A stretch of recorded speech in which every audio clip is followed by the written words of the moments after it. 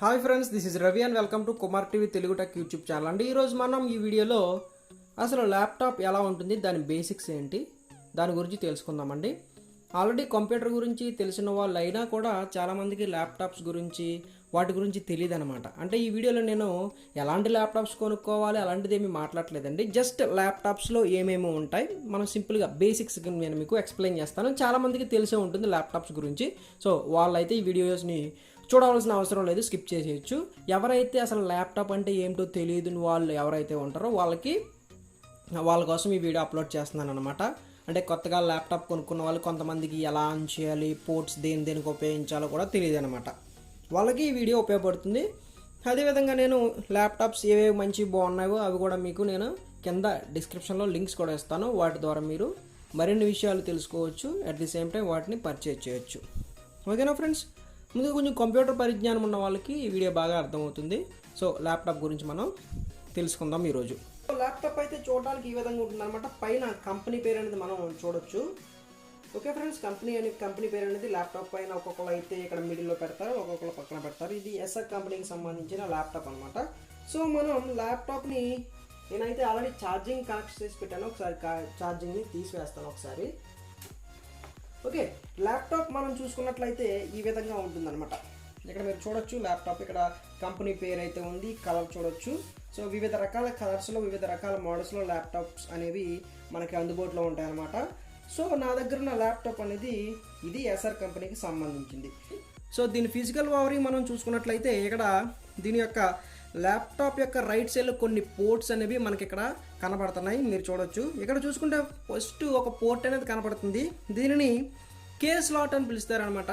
కే slot అంటే ఇది anti theft system అనమాట. మన యొక్క ల్యాప్టాప్ని ఎక్కడైనా వర్క్ చేసుకుంటున్నప్పుడు మనం దీనికి లాక్ వేసుకోవడానికి, అంటే ఈ ల్యాప్టాప్కి ఒక పిన్ లాంటి తగిలించుకోవడానికి ఈ స్లాట్ అనేది ఉపయోగపడుతుంది. నెక్స్ట్ చూసుకున్నట్లయితే ఇక విండ్ గ్రిల్స్ అయితే కనబడుతున్నాయి. ఇక్కడ మనకి గాలి అది లోపల గాలి బయటకు రావడానికి, అంటే ల్యాప్టాప్ అంతా హీట్ అవ్వకుండా ఉండడానికి ఈ యొక్క విండ్స్ అనేవి ఉపయోగపడతాయి అన్నమాట. తర్వాత చూసుకున్నట్లయితే ఒక సి పోర్ట్ అయితే ఇక్కడ మెన్షన్ చేశారు. సి పోర్ట్ని మీరు మొబైల్ ఫోన్స్లో చూడొచ్చు. డైరెక్ట్గా సి పోర్ట్ ఉన్నట్లయితే కానీ మనం దీని నుంచి మొబైల్ ఫోన్కి ఛార్జింగ్ అయితే పెట్టుకోవడానికి ఈ సి పోర్ట్ అనేది ఉపయోగపడుతుంది. అట్ ది సేమ్ టైం ఇక్కడ మనకి నెట్వర్క్కి సంబంధించింది, అంటే మనం మోడెమ్ నుంచి డైరెక్ట్గా కేబుల్ ద్వారా ఇంటర్నెట్ని దీన్ని కనెక్ట్ చేయాలనుకున్నప్పుడు ఈ యొక్క పోర్ట్ అనేది ఉపయోగపడుతుంది. తర్వాత చూసుకున్నట్లయితే మనకు చూసుకున్నట్లయితే కంప్యూటర్కి మానిటర్కి మనం పెట్టుకోవడానికి ఒక పోర్ట్ అయితే ఇక్కడ వాళ్ళు ఇవ్వడం జరిగింది. అట్ ది సేమ్ టైం మనకి ఇక్కడ హెచ్డిఎంఐ పోర్ట్ అనేది వాళ్ళు ఇచ్చారు. ఈ హెచ్డిఎంఐ పోర్ట్ దేనికి ఉపయోగపడుతుందంటే మనం ప్రొజెక్టర్స్కి ఈ యొక్క ల్యాప్టాప్ స్క్రీన్ కాకుండా వేరే మానిటర్లకి కనెక్ట్ చేయడానికి ఇది ఉపయోగపడుతుంది. అట్ ది సేమ్ టైం ఈ హెచ్డిఎంఐ పోర్ట్ కూడా ఉపయోగపడుతుంది. నెక్స్ట్ చూసుకున్నట్లయితే ఇక్కడ మనకి 2 యూఎస్బి పోర్ట్లు అయితే ఇచ్చారు. సో ఈ కలర్ చూసుకున్నట్లయితే యూఎస్బి పోర్ట్లో మనకి 3 డిఫరెంట్ కలర్స్ అయితే ఉంటాయన్నమాట. ఫస్ట్ది వైట్ కలర్ ఉంటుంది, అది ఓల్డ్ స్కూల్ పోర్ట్ అని పిలుస్తూ ఉంటారు. సెకండ్ది బ్లాక్ కలర్ పోర్ట్ ఉంటుంది, బ్లాక్ కలర్ 2.0 అనమాట, అది హై స్పీడ్ పోర్టు. అదేవిధంగా బ్లూ కలర్ పోర్ట్ ఉన్నట్టయితే కనుక ఇది యూఎస్బి 3.0 అంటే సూపర్ స్పీడ్ అనమాట. అంటే దీంతో కనెక్ట్ చేసినట్లయితే కనుక మంచి స్పీడ్గా డేటా ట్రాన్స్ఫర్ అయితే జరుగుతూ ఉంటుంది. ఫర్ ఎగ్జాంపుల్ మన దగ్గర 3.0కి సంబంధించిన పెన్ డ్రైవ్ ఉంటే కనుక దీంట్లో కనెక్ట్ చేస్తే డేటా అనేది ఫాస్ట్గా ట్రాన్స్ఫర్ అవుతుంది. తర్వాత చూసుకున్నట్లయితే ఇంకా ఈ ఫ్రంట్ సైడ్ చూసుకున్నట్లయితే ల్యాప్టాప్కి మనం ఏమీ ఉండవు. ఇక్కడ ఒక స్లాట్ అయితే ఉంది, చూసారా? పెద్దగా ఏమి ఉండవు కానీ ఇక్కడ స్లాట్ కనబడుతుంది మెమరీ కార్డ్ అది పెట్టుకోవడానికి. అంటే మనం డిఎస్ఎల్ఆర్ కెమెరాస్లోను వాటిలో పెద్ద మెమరీ కార్డ్స్ వాడతాం కదా, అవి డైరెక్ట్గా దీంట్లో ఇన్సర్ట్ చేయడానికి ఉపయోగపడతాయి. చిన్న మెమరీ కార్డ్స్ని కూడా వేరే కార్డ్ రీడర్ లాంటి దాంట్లో పెట్టి, ఒక మెమరీ కార్డ్ ఉంటుంది కదా కొంచెం పెద్దది, దాంట్లో చిన్న వాటిని పెట్టి ఆ పెద్ద మెమరీ కార్డ్ని దీంట్లో పెట్టుకోవడానికి ఉపయోగపడుతుంది. తర్వాత ఇక్కడ ఛార్జింగ్ ఎక్కడానికి, తర్వాత ఒక ఇండికేటర్స్ అనేవి 2 మనకి ఇక్కడ కనపడతాయి. ఓకే, ఫ్రంట్ సైడ్ అయితే ఇంక ఏమీ ఉండవు అనమాట. ఇంకా మనం ఈ ల్యాప్టాప్ యొక్క రైట్ సైడ్ చూసుకున్నట్లయితే మనకి ఇక్కడ ఒక బ్లాక్ కలర్ ఒక యూఎస్బి అయితే కనబడుతుంది. ఇది మనకి 2.0 హై స్పీడ్ యూఎస్బి పోర్ట్ అనమాట. ఇక్కడ మనకి 3.5mm జాక్ పిన్ అయితే కనబడుతుంది. దీని నుంచి మనం ఆడియోని అయితే హెడ్ఫోన్స్లో వినొచ్చు. At the same time mics లాంటివి కూడా ఇక్కడ మనం కనెక్ట్ చేసుకోవచ్చు. ఇక్కడ చూసుకున్నట్లయితే ఇది మనకి DVD ప్లేయర్స్ పెట్టుకోవడానికి, సీడీలు అవి వేసుకోవడానికి ఇది మనకి ఉపయోగపడుతుంది. ఫర్ ఎగ్జాంపుల్ మీరు ఏదైనా ప్రింటర్ కానీ ఏదైనా ఎక్స్టర్నల్ డివైసులు తీసుకున్నప్పుడు వాటిలో డ్రైవర్స్ ఇన్స్టాల్ చేసుకోవడానికి క్యాసెట్లు అవి ఇస్తాడు కదా, అటువంటి క్యాసెట్లు ఇవి వేసుకుని డైరెక్ట్గా మనం డ్రైవర్స్ని డౌన్లోడ్ చేసుకోవచ్చు. లేకపోతే DVDలు కానీ సీడీలు అన్నీ కూడా ఇంట్లో మనం వేసుకుని వాటిలో ఉన్నవి చూడవచ్చు. ఇక్కడ చూసుకున్నట్లయితే ఒక పోర్ట్ కనపడుతుంది, ఇది పవర్ ఇవ్వడానికి ఉపయోగపడుతుంది అనమాట. ల్యాప్టాప్కి ఛార్జింగ్ ఎక్కించడానికి ఇదైతే ఉపయోగపడుతుంది. సో రైట్ సైడ్ అయితే ఇవి ఉన్నాయి.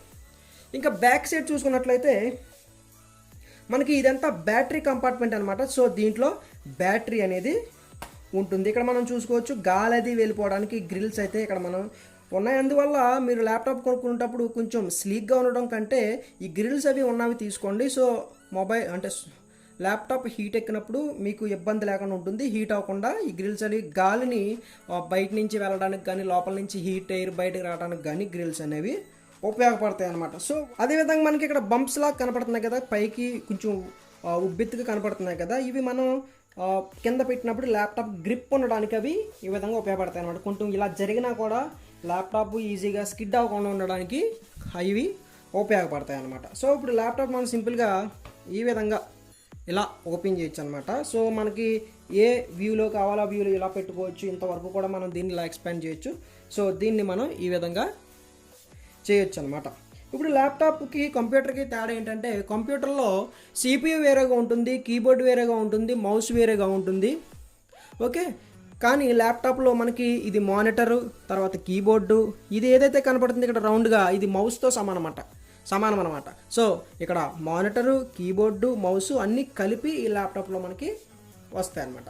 ఫస్ట్ ఆఫ్ ఆల్ మనం ల్యాప్టాప్ని ఈ విధంగా ఓపెన్ చేసిన వెంటనే దీంట్లో ఉన్న ప్రాసెసరు దేనికి సంబంధించిందో తెలుసుకోవాలంటే ఒక స్టిక్కర్ అనేది వాళ్ళు ఇక్కడ స్టిక్ చేసి ఉంచుతారనమాట. ఇది ఇక్కడ చూసుకున్నట్లయితే మనకి ఇది ఇంటెల్ కోర్ i3కి సంబంధించిన ప్రాసెసర్ అని చెప్పుకోవచ్చు. ఇంటెల్ కోర్ i3కి సంబంధించింది.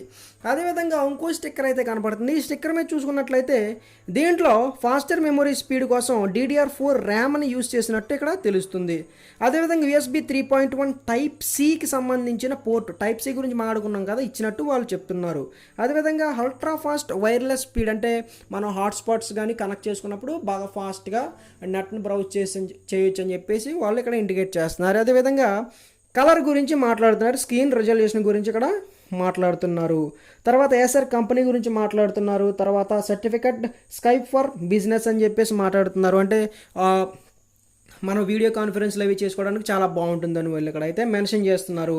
అదేవిధంగా ఇంటెల్ కోర్ i3 6100U అని దీని యొక్క వెర్షన్ కానివ్వండి, తర్వాత మొత్తం ఇక్కడ వాళ్ళు ఇక్కడ మెన్షన్ చేస్తున్నారు.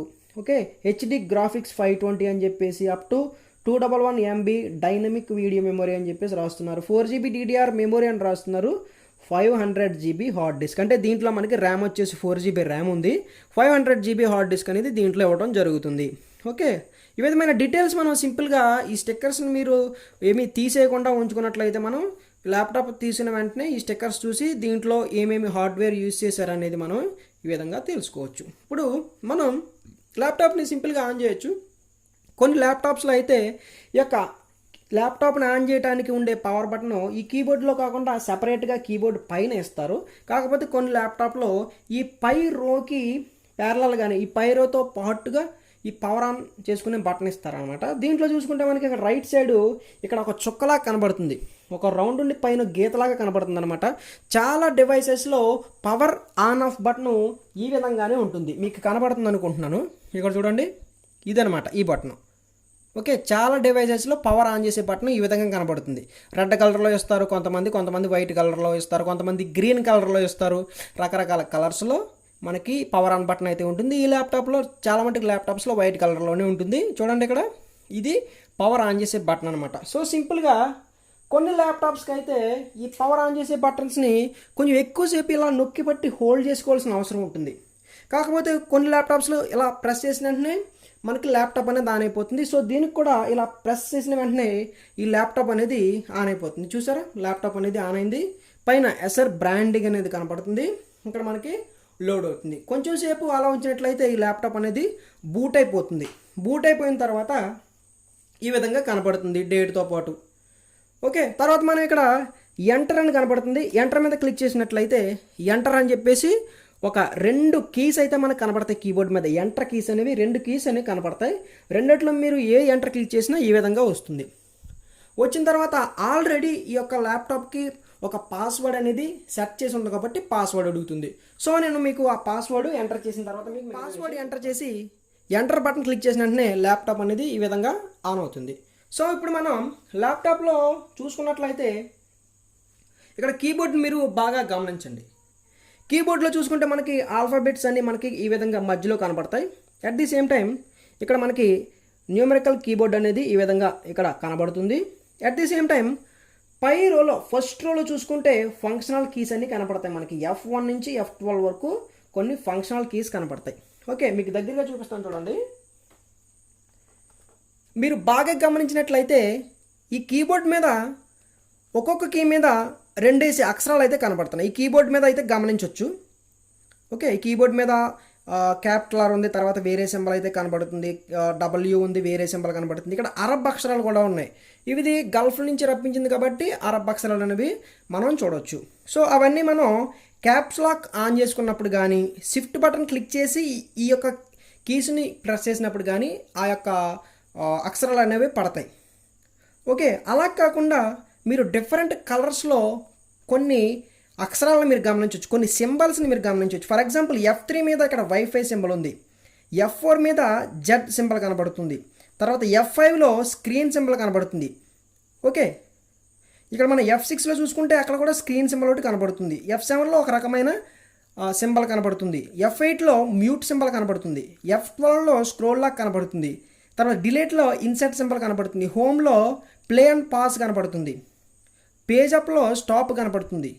పేజ్ డౌన్లో బ్యాక్వర్డ్ కనబడుతుంది, ఎండ్లో ఫార్వర్డ్ కనబడుతుంది. ఇంకా మనం కింద చూసుకున్న ఇక్కడ లెఫ్ట్ ఏరాలో ఒక బ్రైట్నెస్ కనబడుతుంది. తర్వాత ఇక్కడ అప్ ఏరాలో ఇక్కడ సౌండ్ ఇంక్రీజ్ చేసుకోవడానికి, డౌన్ ఏరాలో తర్వాత సౌండ్ డిక్రీజ్ చేసుకోవడానికి, ఓకే, రైట్ ఏరాలో బ్రైట్నెస్ తగ్గించుకోవడానికి కనబడుతుంది.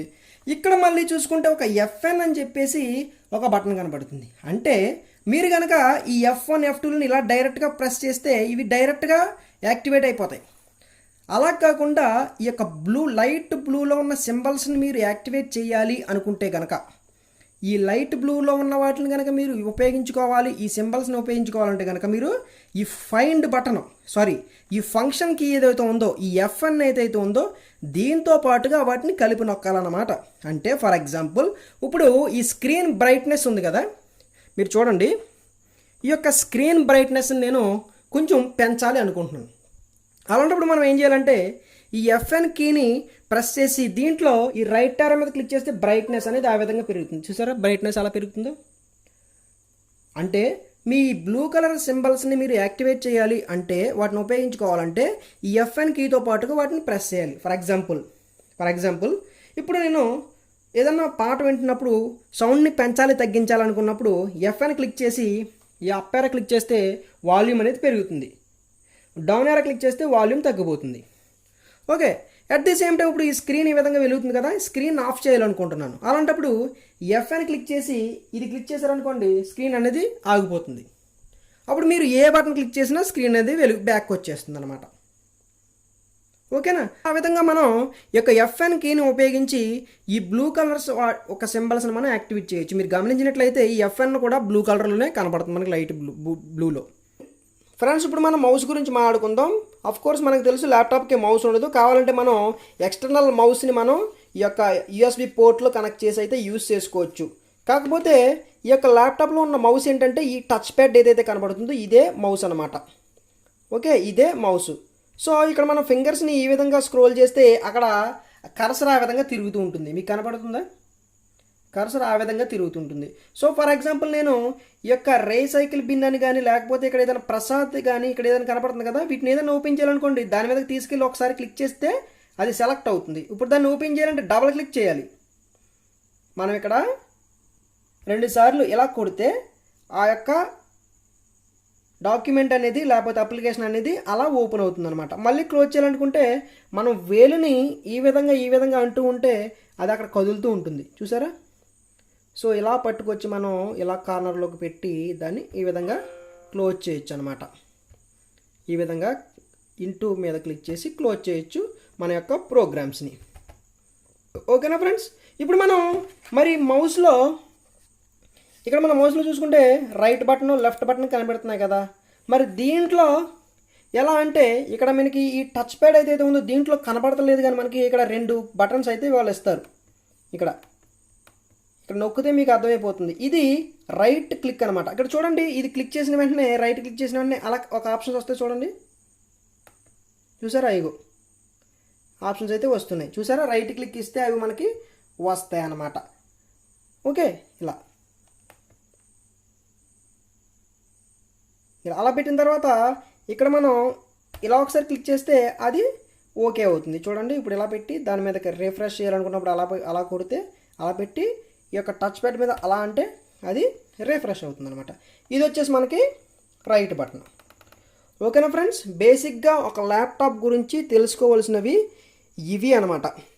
ఓకేనా ఫ్రెండ్స్, ఇప్పుడు నేను ఈ ల్యాప్టాప్ని షట్ డౌన్ చేయాలనుకుంటున్నాను. దానికోసం మనం ఏం చేయాలంటే ఈ యొక్క టచ్ ప్యాడ్ మీద కర్సర్ని ఈ విధంగా తీసుకొచ్చి ఇక్కడ స్టార్ట్ అనే ఆప్షన్ కనబడుతుంది కదా, స్టార్ట్ అనే ఆప్షన్ మీద క్లిక్ చేస్తే ఇక్కడ మనకి కొన్ని ఆప్షన్స్ కనబడతాయి. ఇక్కడ చూడండి పవర్ అని, ఈ పవర్ మీద క్లిక్ చేయండి. చేసిన తర్వాత షట్ డౌన్ మీద క్లిక్ చేసి ఒక్కసారి మనం ఇలా ట్యాప్ చేస్తే ఆ విధంగా షట్ డౌన్ అయిపోతుంది. లేకపోతే మీరు కీబోర్డ్ మీద ఆల్ట్ ప్లస్ F4ని క్లిక్ చేసినా కూడా మనం ఈ యొక్క ల్యాప్టాప్ని అయితే షట్ డౌన్ చేయొచ్చు. ఫ్రెండ్స్, ఇదండి ల్యాప్టాప్ గురించి ఒక బేసిక్ ఇన్ఫర్మేషన్ వీడియో. ఎవరికైతే ల్యాప్టాప్ గురించి అసలు తెలియదో వాళ్ళకి ఉపయోగపడుతుంది అనుకుంటున్నాను. మనకి కంప్యూటర్ గురించి ఫర్దర్గా చాలా వీడియోస్ నేను అప్లోడ్ చేద్దాం అనుకుంటున్నాను. ఫర్ ఎగ్జాంపుల్ ల్యాప్టాప్కి కానీ పీసీకి కానీ ఒక లాక్ని అయితే ఎలా సెట్ చేసుకోవాలి, అటువంటి విషయాలన్నీ మీతో షేర్ చేసుకుంటాను. ఈ వీడియో మీకు ఉపయోగపడింది అనుకుంటున్నాను. ఖచ్చితంగా సబ్స్క్రైబ్ చేసుకోండి, లైక్ చేయండి, షేర్ చేయండి. Thank you so much for watching.